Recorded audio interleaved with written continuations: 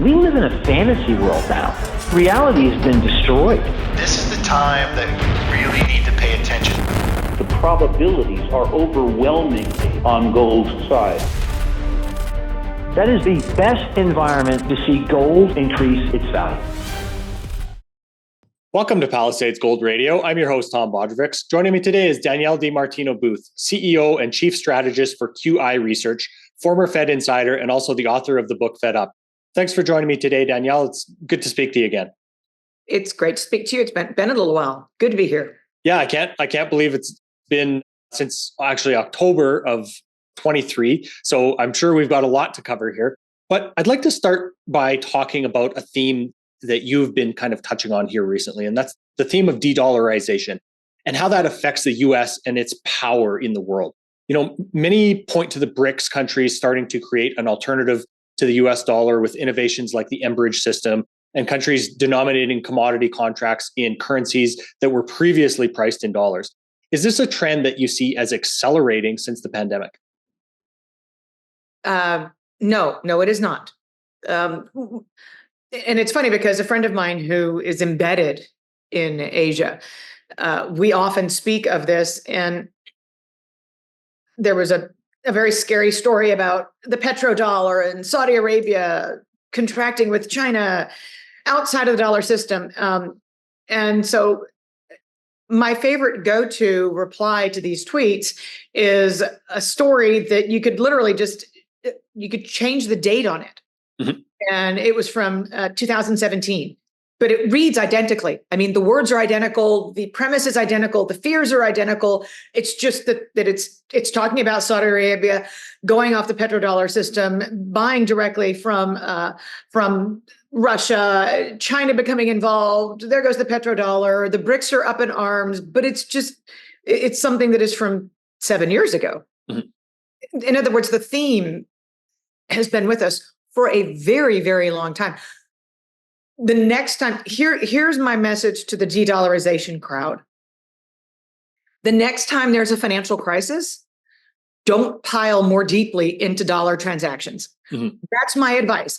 If you want for this de-dollarization phenomenon to finally take hold, the next time there's a financial crisis, the next time there's a global recession, call it what you will. Don't double down in dollars. Double down in another currency. And I think to that point, and the reason I asked you that question in that way since the pandemic was, I believe the percentage of dollar trades in the world accelerated from something like 18% before the pandemic to 30% now. 30%, yes. And so, that is, people always say that, Danielle, you always use the same scapegoats. The United States is the most attractive horse in the glue factory, and it's the cleanest shirt in the dirty hamper. I get it, but mm-hmm. That's how it's treated. And when there's any kind of stress, people always say, "Oh wow, we've got to go find that cleanest shirt.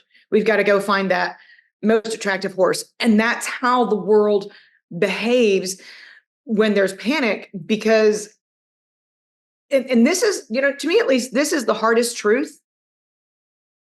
It's as if there is a presumption of fiscal discipline somewhere else to a greater degree. Mm-hmm. And that's just not the case. Regardless of the election that you look at, a lot of electorates around the world are really angry about a lack of fiscal discipline. A lack of fiscal discipline that's caused inflation to rise. It's caused central banks to run off the rails. And this episode of this global pandemic has just made the situation worse. Governments the world round have found yet another excuse to spend well beyond their means, as opposed to saying, you know what, we're going to batten down the hatches so that we're more self-reliant the next time around. It's not how it plays out in the real world. Mm-hmm. Yeah, I mean, I think you make an excellent point that there isn't necessarily another currency that is exerting greater fiscal discipline, as well as anything that is able to compete on even a fraction of the liquidity pool that the US dollar and treasuries are. It's true. And when you think about the world's biggest biggest by far market in terms of a daily trading volume. The currency market, $7 trillion a day in trading volume. That's a lot of trading volume. Mm-hmm. And, the thought didn't even cross my mind until you use the word liquidity. And if you're talking about liquidity and enormous amounts of transacting on a daily basis, you're going to continue to rely, at least 87% of currency transactions are in dollars. Mm-hmm. Because you need that liquidity in order to transact.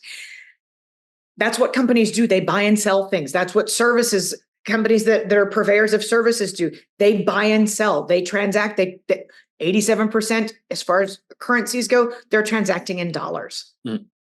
So just to play devil's advocate a little bit here, Danielle, is it possible that this could be, an artifact in the data?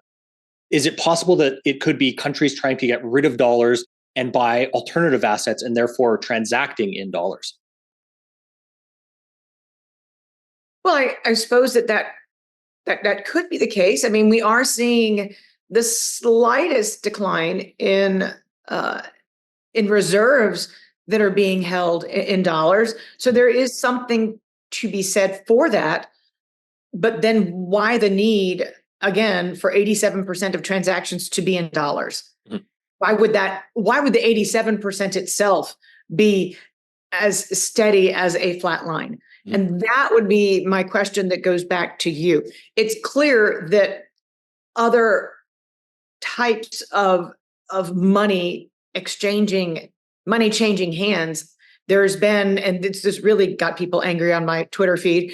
I said, well, if de-dollarization is the goal, how would you describe 18% to 30% according to IMF data? Re-dollarization? That really made people angry. So I'm not going to use that term again.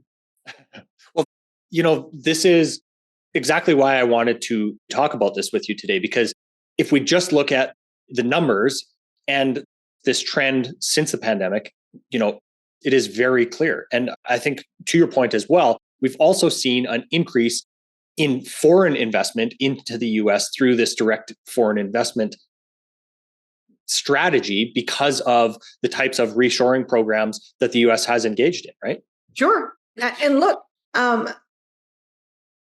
there's always going to be foreign direct investment. But kind of the most active player in that arena for many years had been China.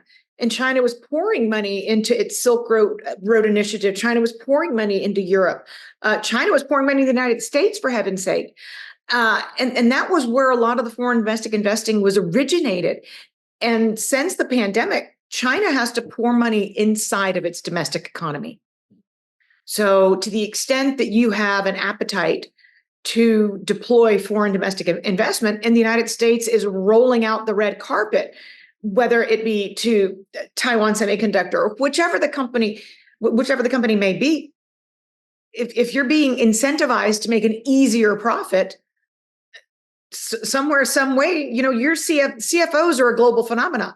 Chief financial officers, they all wake up and go to sleep playing with spreadsheets, and the math works. So that's where the money goes.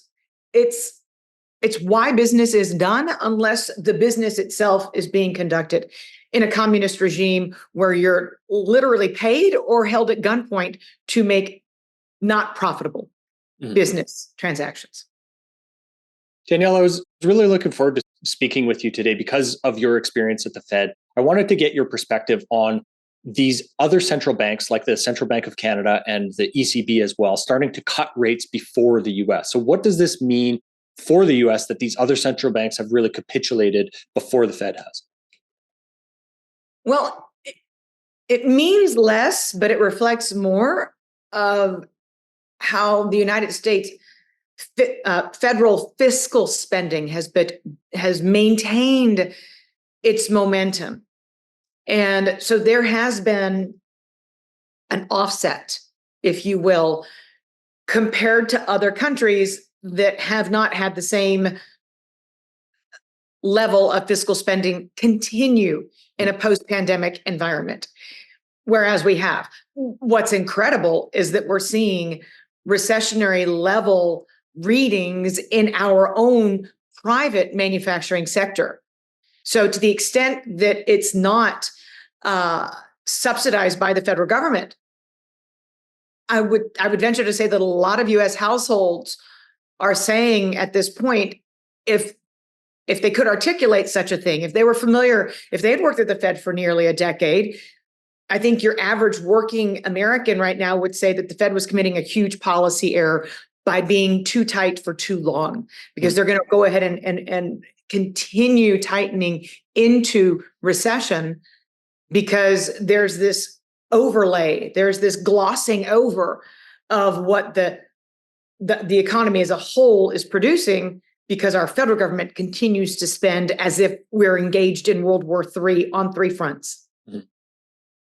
So is it possible, you and I kind of touched on this before we hit record here today, but is it possible that, considering the election is coming up, that this makes the Fed's job much more difficult and obviously going to be much more scrutinized going into the election, and possibly making moves that could favor one side or the other?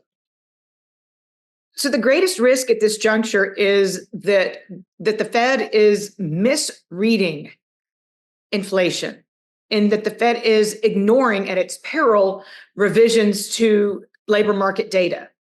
And that, I mean, we actually got down and dirty and looked at the numbers that the Fed is constantly talking about services inflation being sticky and gaining momentum. Well, guess what?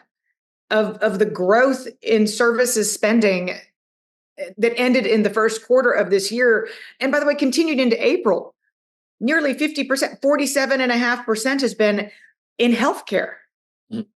That's not a U.S. household expressing how wealthy they feel.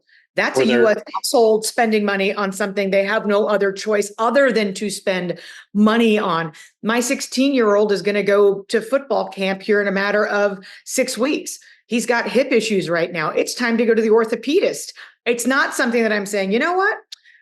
I'd rather spend money on a new pair of shoes. So we're going to hold off with the fact that your hips are really sore and you might have a stress fracture. It doesn't work that way. But yet the Fed is saying, look at the strength of services spending, as opposed to saying, gee, if nearly half of that is going to healthcare, maybe the U.S. consumer isn't all that strong after all. And if all of these revisions keep on flipping the strength of the job market from positive to negative, perhaps there's not as much momentum either going forward to support the 70% of U.S. GDP that is consumption. Mm-hmm. Yeah, you're saying maybe the U.S. consumer isn't as strong and or healthy if healthcare spending has gone up that much, right? True. And part of it's just, it takes a long time for regulators. Look, I say the word regulator and your eyeballs roll into the back of your head, but it takes a long time, whether you're talking about automobile insurance, or if you're talking about homeowners insurance, or if you're talking about healthcare reimbursement levels. Mm-hmm. It takes a long time for the bureaucrats to decide on whether or not you get to press forward with these increases, even though you're talking about car price increases that went wild 2 years ago. You're just now getting the okay from the regulators to increase those automobile insurance rates, which, by the way, Jay Powell takes even more away from the consumer's ability to be strong, because auto insurance by law is another thing you sort of need to pay for, even though 15% of American drivers do not, which makes auto insurance, by the way, go up even more. Right. So Danielle, when we're talking and thinking about the Fed here, you were mentioning to me that there is a revision coming in August. And it seems like some of the topics that we were just talking about, it's almost like the data is just catching up with the reality of things. So, what are some more examples of that? So the biggie, and I'll tell you why as succinctly as I possibly can, because there's a trickle-down effect after its release. Mm-hmm. The biggie is the Census's quarterly census of employment and wages. The people in my world, in my Bloomberg chat room, my institutional investors, we just throw around QCEW and we know exactly what we're talking about. But it's a quarterly number, and by law, you have to tell the Census Bureau, I employ this many people. Mm-hmm. You only have to do it once a quarter, and you have to tell them the hard number of employees you've got on the payroll. And what happens with this very lagged data, because you're gathering it from more than 20 million US employers, is the census provides it to the Bureau of Labor Statistics. They compare the two. Bureau of Labor Statistics, this was your third and final revision to the release of, say, September 2023 non-farm payrolls. Well, here's your hard data. Here's your hard data for the quarter. And so the Bureau of Labor Statistics says in the case of the 3 months ended 30th, 2023, so our spreadsheet says that we created 640,000 jobs in that 3-month period. As things turn out, according to US employers, they shed 192,000 jobs in that quarter. So we actually swang from a plus 640 based on our survey data to a negative 192. Big swing. What happens then, and why I use the term trickle down, is it's the quarterly census of employment and wages. Now, the Bureau of Economic Analysis, a separate statistical agency, they have to take the census's hard data and back out 800,000 plus of income, 800,000 plus jobs worth of income. And that's why your gross domestic product revisions take longer even than the revisions to payrolls to be seen by the public. The reason I mentioned to you August is because August is when we're going to get the hard numbers for the fourth quarter of 2023. So if we know that in the third quarter of 2023, it wasn't plus 640, it was actually negative 192, 100,000 jobs lost. And we know that the bankruptcy cycle since then has accelerated. Ergo, we're going to have more of an adjustment to births and deaths, right? Because the BLS, the Bureau of Labor Statistics, imputes its data in the sense that it doesn't get full survey responses. So if it was 192,000 Q3 of 23, it's probably going to be a deeper negative number for Q4 of 23. Now, how easy is it for one Jerome Hayden Powell to ignore 6 months of job losses and continue to say out of the other side of his mouth, it's a strong job market?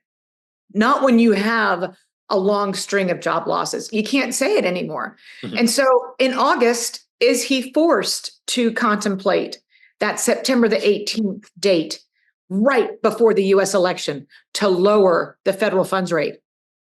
I say yes. You know, and that just really speaks to something that you and I have spoken about before, which is this really the Fed is looking through the rearview mirror, this unbelievable lag of data that they are acting upon. And also this idea that, you know, these revisions and this data that they have to actually diagnose these problems with is just, you know, it brings to light again this idea that they are probably going to act too late because the tools that they have are really just so far behind. They are, but speaking of being contradictory and talking out of both sides of my mouth, yes, the revisions, they arrive with a huge lag. But by the same token, they knew as of the release of May's employment data that 1.5 million full-time jobs had been destroyed in the last 6 months. They knew that with the release of the data. Okay, so there's 272,000 jobs created, but stop and understand without even a single revision.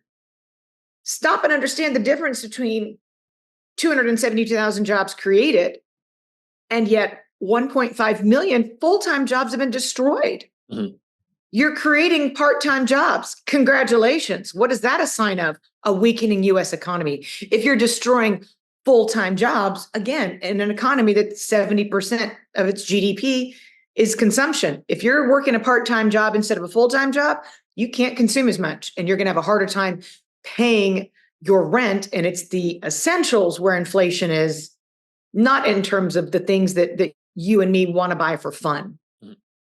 Well, you know, exactly in that idea, Danielle, this, you know, when we look at the inflation numbers, that's something that obviously the Fed has been very concerned about. That's, a big part of the reason that they wanted to slow this number down. But you have an idea about how that number ends up coming down more. And you mentioned the bankruptcy cycle. So how does that end up affecting inflation far more and having a more dramatic effect on the inflation numbers that we see? So there is there are kind of multiple degrees of factors that affect a company's pricing power, right? Joe Q, Jane Q, moving from full-time employment as, say, a bookkeeper that's now been out offshore to Mumbai, which is happening in droves. So the income generating capacity of this person who now is forced to go drive for Uber, thank heaven they're the only ones. No, wait, Ubers are everywhere now. So they are. But the income generating capacity of somebody who was a bookkeeper one day and now they're an Uber driver, that has one degree of impairment to any given goods producers or service producers' pricing power. Let's take it one step further. Now there are too many Uber drivers on the road. That's the case. It actually is the case. There's too many Grubhub food delivery people. There's too much competition even for the full-time jobs. What if the person just gives up and says, fine, I'm going to move back in with mom and dad. I don't have a choice. I can barely pick up enough rides to make my rent. Oh, wait, now I can't make my rent. I'm forced to move in with mom and dad. That's a different degree of pricing power impairment. And at some point, Danielle is giving up vitamin water, and instead I'm buying Members Mark Vita Zero. So instead of the $1.79 that I spent on vitamin water name brand, I'm spending 56 cents a bottle. So that means that if you're vitamin water, the brand name, you're doing more promoting, more marketing because your sales have come to a standstill because people are going to big box retailers, Sam's Club, Costco, buying Kirkland brand of vitamin water, whatever they call theirs, because people are pricing down. It's exactly what we've seen. Kroger has told us about this. Kroger has said, we're producing tons of store brand, more than we ever have. Because people are trading down from name brands. But that's not good news for vitamin water. That's not happy news for them. Yeah, and obviously, that's one small example, but that, extrapolates across the entire economy. Well, look, they also were able to get through the gauntlet of making wine in rosé, and they got past all the French people to make their own in-house. So I bought a bottle. It was $9.98. I'm like, who cares? It was delicious. So look, there are ripple effects everywhere. I'm not alone. The number of miles being driven in cars is not alone. The fact that the price of diesels come down has told us that this is a nationwide phenomena. There are fewer truckers on the road because there's less demand for all kinds of things. Incentive pricing on new cars has gone through the roof. People have stopped buying electric vehicles. They're just too darned expensive. People are stealing copper out of charging stations. The list goes on and on and on that screams, these are behaviors that we see in recession. It's just don't tell anybody on Wall Street because it's not spoken of in polite company. So, do you think that the uncertainty of the election hasn't been, well, maybe the uncertainty of the election and the uncertainty of the shape of the, average US consumer has not been priced into the markets yet? Oh, no, it hasn't yet. It hasn't been priced in at all. And that's why you're seeing the stock buyback machine running at peak speed. Companies are buying back their overpriced shares at the fastest pace they possibly can. The breadth of the rally, BREADTH, the breadth of the rally is getting narrower and narrower and narrower. It's fewer and fewer names that are supporting the broad indices because it's more and more companies like Vitamin Water, whoever that parent is, that has to come out and say, we missed our revenue. Companies can fudge their bottom line all day long. It's so easy to play with your margins. It's fun with margins game time. Yay. It's earnings season. They can't do anything about the revenue. and they can't fake their revenue. But that moment is coming. But there are a lot of other ancillary forces, such as buybacks and earnings manipulation, that make us able to play the game. And again, until the Fed actually lowers interest rates, historically speaking, stock market's going to hang in there. It's just a fact of historical life. It's always been this way. People are like, no, they're going to figure it out before. It's different this time. But I'm like, you use those words. I'll stick to my knitting. Stock market's not going down until after the Fed lowers rates. Mm-hmm. And I mean, to that point, I saw a chart the other day of insider selling versus insider buying. And there's almost zero insider buying for the last, I think it was 6 months or something like that, and just a ton of insider selling. So, I mean, well, that's because the CFO and the CFO talk to each other. It's their jobs to talk to each other. Hey, I'm manipulating margins so that we can try and squeeze out one last good bonus. But for God's sake, this thing's going to drop like a stone. Yeah. I paraphrase. Yeah. Danielle, on the other side of that, do you think that the regional banks are at risk here, considering that many of them still have a duration mismatch present in the, a lot of the assets that they hold? So we've seen the largest banks go ahead and press forward with charge-offs. Is that because they're good corporate characters and they've got all the integrity in the world, or is it because they can afford to do so? I'm thinking it's the latter of the two. Meanwhile, back at the ranch, small and regional banks, they're barely holding on, given that they're sitting on unrealized but very much visible losses in the holdings of their treasuries and mortgage-backed securities. What's underneath that one layer in their loan portfolio, in terms of what their commercial real estate portfolios, what that on the street value is, we don't know. I mean, they're buildings selling at a 67% discount, and that might not be aggressive enough. We don't know. What we do know is that the difference between 2023 and 2024 is, boy, have we seen an increase in transaction value. So there's a lot less room to extend and pretend in 2024 than there was in 2023. And I would dare say that price discovery mechanism is going to be amplified going forward, with Jay Powell saying, I think I'm not going to be Scrooge until we see the eyes of Christmas. We're not going to be lowering interest rates until December. Again, if you're a small or regional bank, you've not been holding out for a 1/4 percentage point cut to the federal funds rate. You've been holding out for zero interest rate policy to make a smashing comeback. And I think the realization that that's not going to be how this plays out in 2024, barring a systemic Lehman Brothers COVID-19 type of event, it's time to start transacting. And yes, there is a greater increasing recognition that there are a lot more banks who are going to fail. It's just difficult for the regulators, the OCC, the FDIC. It's really difficult for them to broker acquisitions because there's so many losses to have to make. There's so much in terms of losses to have to contemplate if you're the buyer. So it's really difficult. Hey, I just bought a huge money-losing bank. Yay! Board of directors, don't fire me. Do you think that bigger banks are more able to absorb losses like this, or is it more a case of that they are too big to fail and will be backstopped by the Fed and the Treasury? B. No, I do think that bigger banks are indeed capable of absorbing some of these losses.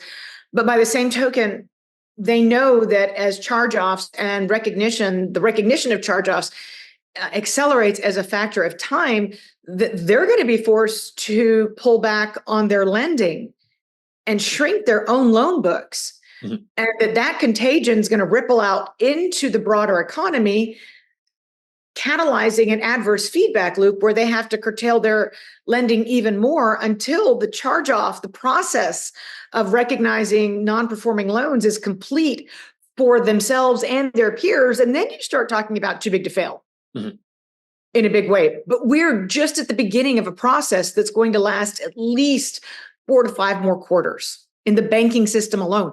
Don't even push the button on, well, okay, Danielle, if that's what we're going to see in the visible conventional banking system, for heaven's sake, what are they going to be doing in the shadow banks? They'll be even more hamstrung and incapable of providing fresh lending. Mm-hmm. True. Is that basically the mechanics of what you and I have talked about before, being the credit crunch that is going to hit a lot of these banks and a lot of these, companies and services that are dependent on credit? It certainly is. And that's why we've seen kind of a steady high state of bankruptcies. Mm-hmm.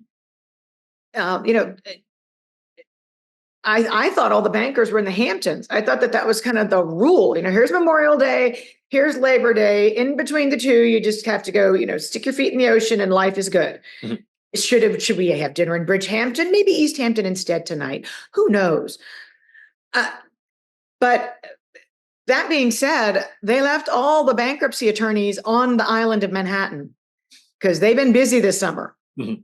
And it has not just been all about going to the beach.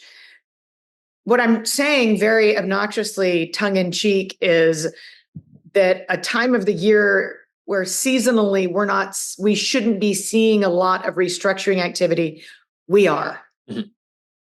Again, I think that's another signpost or another warning of the actual health of the economy versus the perceived health of the economy. And we haven't even arrived yet at Halloween. We've still got to get through the rest of the summer before we can contemplate what the Halloween costumes are going to be this year. Oh, but wait, Halloween also is when people who haven't been making their student loan payments, who didn't qualify for forgiveness, all of a sudden at once on November the 1st, they're going to get reported to the credit agency as having not paid. You had to theoretically, legally start paying your student loans back after last Halloween. But we know that tons of people have not. Mm-hmm. But all of a sudden, we're going to have serious credit impairment. Just when I saw just today that Capital One, their credit card charge-offs had crossed from the high 5 percentage points over to more than 6% mm-hmm. on credit card charge-offs. It's not going to be any easier when all of a sudden you're reported to the credit agencies as having been delinquent for the last 12 months on your student loan. All I'm saying is until Biden or Trump, or one of them, is able to get the next stimulus package through the new Congress, however that's going to be constituted, there's just no relief in sight for millions of U.S. consumers. Mm-hmm. You bring up the idea of credit cards, Danielle, and we saw, I think, for the first time in the last couple months, a slowdown in credit card spending. So do you think that this is another possible warning sign that the consumer is possibly weaker rather than a positive indication of not necessarily needing to rely on credit cards that much? Well, so the latter explanation sure would be convenient. We're mm-hmm. so strong, we don't have to rely on plastic. Then why does buy now, pay later continue to go up, even for things like travel? Mm-hmm. No, I think, again, I just mentioned that Capital One, just to pull one example, that their charge-off rate is now north of 6%. Until that stops, it's going to be more and more difficult to get that increase in your line of credit, where the New York Feds put out some pretty good research showing that the percentage of Americans who've maxed out their credit lines of their credit cards, it has been rising steadily. So once you hit that max point, you're done. Mm-hmm. And you cannot charge anymore. No, it's with good reason that most reporters in the financial media always see gigantic credit card spending as a sign of health and confidence among U.S. households, that they have so much confidence in their income generation capacity that they're spending beyond their means because they know they can pay for their credit card. We're seeing the flip side of that. And I think it's probably a combination of Americans who can pulling back, of tightening credit card standards, and of households hitting their credit card limits. Mm-hmm. Well, and I think that's 2% APR. And I think that's a perfect example of, not only looking at the one number of credit card debt or credit card spending going down, but when you attach the other number of charge-offs going up, that gives you a completely different picture. Danielle, all of these things that I think we have touched on today really point to recession, in my opinion. You have written that you think that we are headed for a plain vanilla recession. So what does that mean? No, I have written that we're going to be lucky if this is a plain vanilla recession. Okay. And I've written that we have entered the plain vanilla recession portion of the recession. Mm-hmm. The beginning of, and the easiest example to provide is, in the beginning, there was man. No, in the beginning, there was structural impairment to the office sector. Mm-hmm. Because people were working from home, but they were still working. They were still generating an income. Life was good. Now, on top of knowing that, I would say most American companies have called their employees back to the office if they're going to call them. People who didn't want to go into the office, a lot of them, they don't have to anymore because they don't have a job. But the whole work from home phenomena, if you will, that was chapter one. And now we're entering into the second stage of the economy slowing of its own volition and falling into recession on a cyclical level, which is the plain vanilla portion. But the starting point of a structurally impaired office sector matters. Normal recessions, when you hit the plain vanilla portion of the story, offices aren't half full, they're full. So, but yet we're starting this from an already impaired position. Mm-hmm. And that's why when people say it's going to be a short and shallow recession, I always call BS on them, because I'm like, that's impossible. We're starting from a very, very weak point as it is. Mm-hmm. And it's just going to get worse from here. And that's why when you talk to people like the great people at TREP, they maintained commercial real estate data. That's why they're seeing recovery rates lower than what they've seen in prior cycles. There's just less value to harvest in an environment where you're starting from a very weak point to begin with. Mm-hmm. And that, if I'm right, and that recession started in October of 2023, and we're just now getting to the true cyclical portion of it, the history books may be written that this recession could be longer than the 18-month recession that started in December of 2007. Mm-hmm. So we don't know. Do you see the Fed's job as being done here in terms of achieving their fight against inflation, or do you see them achieving this soft or no landing scenario that was their target? Well, I think that might have been a trick question. Given I think that we're in recession, I don't contemplate, unless it's like a soft landing where everybody gets out of the plane mm-hmm. after it crashes, and we all get to be like on those soft little, flute ladders things, whatever they are, chutes. But no, I don't think the Fed has a snowball's chance in hell of achieving a soft landing, because I think we're already in recession.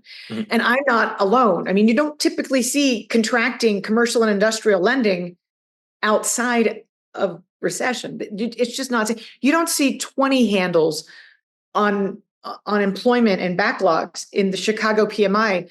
20 handles, not 30, not 40, nowhere near 50. The difference between expansion and contraction, but something with a 2 in front of it, unless you're deep in recession. Mm-hmm. And we're seeing these things.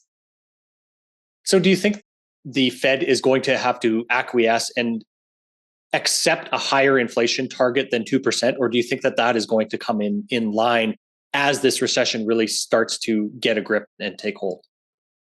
So I still follow Truflation, TRU inflation. I still follow it every day. It seems to kind of be stuck at this 2.25% level right now.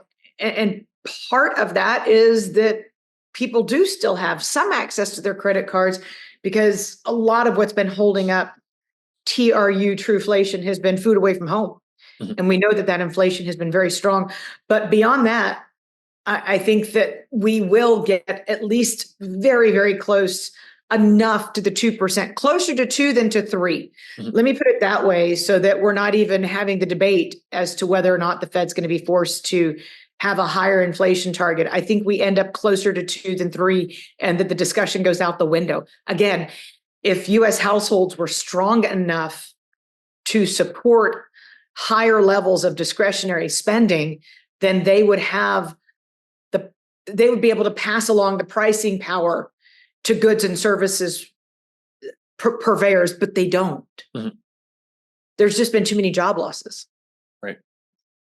Well, I guess we'll see how this ends up taking hold and what direction and or how dramatic this gets before the election. And I'm sure the Fed is going to be under a lot of pressure as these numbers come in more. The Fed in June hit with May data, hit its year-end 6%, hit its year-end 4% unemployment rate target. But it hit it with May data. So 7 months earlier than it contemplated. The idea that unemployment's going to be static at 4% for the rest of the year, unless there's an absolute collapse in the labor force participation rate, is ridiculous. Excellent, Danielle.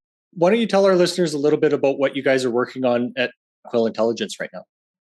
So, all of the data that you asked me about, all of the deductions that I make about where we are in a given economic cycle, we produce 4 really good charts a day at the Daily Feather. It'd be great for you to come and see what we do.